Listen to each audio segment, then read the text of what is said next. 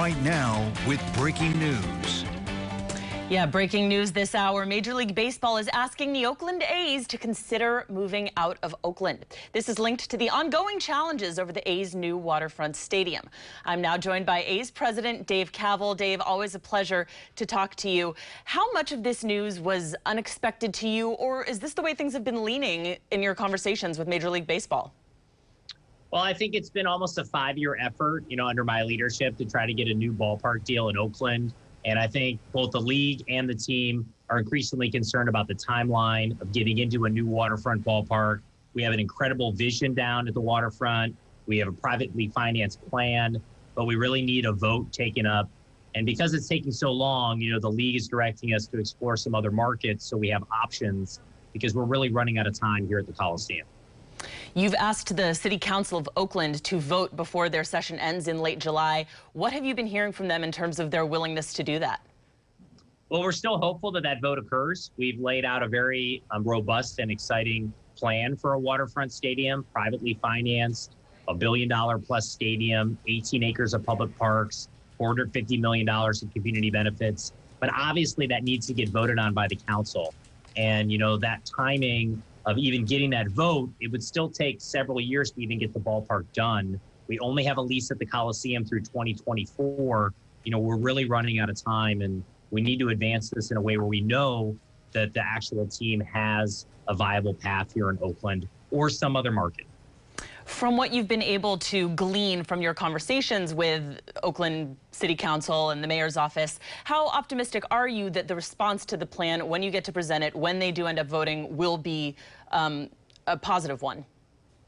Well, we're hopeful. We've spent a great deal of time and effort laying forth a plan with public input and guidance from community groups and stakeholders. We've had the port vote positively on it. So there's been a lot of positives in terms of this effort. But by the same token, we need to know definitively that it can happen, that we can get to a groundbreaking date and move forward into the new building. And because of the uncertainty around that, that's why we really need to start looking at some other markets and working with MLB to identify what those are. And that work is going to start immediately.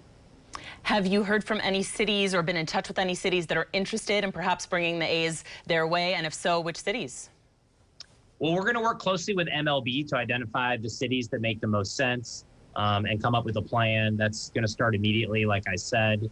And it'll be something that over the next several weeks, we have additional information for the community and for the media. What can you say to perhaps reassure some of the folks who have watched their teams slowly and steadily depart Oakland over the past couple years, the Raiders, the Warriors? They're of course, business considerations when you're dealing with a professional sports team, but there are a lot of fans out there who really are feeling their heartstrings pulled at. So how can you reassure them that the team as well is as emotionally invested as they are in staying in Oakland?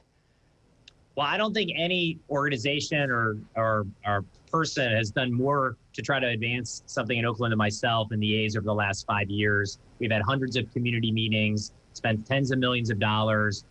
As the commissioner said, he's very positive about our efforts, but we still have not seen the type of response that we need. And so we're not giving up yet. We still want to see if we can make this happen in Oakland, but people need to understand that, we're down to our last couple at-bats, and this is a critical moment to see if we can make it work in Oakland. And because the timing is so tight, we need to start reaching out and talking to other markets to see where that stands, to see what's viable. How much are you hoping that this might put a little pressure on the city of Oakland to actually make some moves?